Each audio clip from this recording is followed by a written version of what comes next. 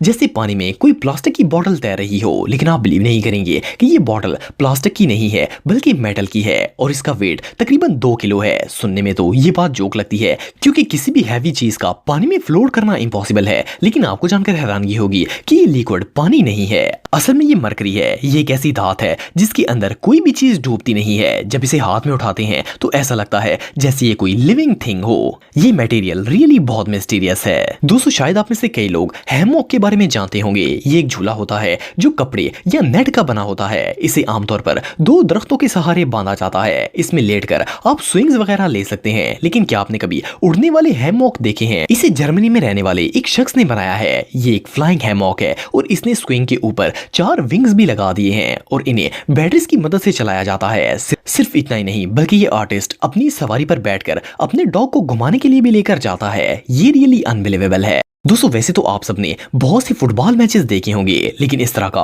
Weird football match आज से पहले आपने कभी नहीं देखा होगा। ये जो वीडियो आप देख रहे हैं, इसमें 2 लड़के फुटबॉल खेलने के लिए आसमान की ऊंचाई पर पहुंच गए थे। आप बिलीव नहीं करेंगे कि ये लोग जमीन से 6500 फुट की बुलंदी पर मौजूद हैं और इन दोनों ने पैराशूट भी पहना हुआ है। हैरानगी की बात यह है कि इन्हें जरा सा भी डर नहीं लग रहा। ये दोनों इतने एक्सपर्ट हैं कि फुटबॉल को नीचे भी नहीं गिरने दे रहे। इवन के एक प्लेयर ने तो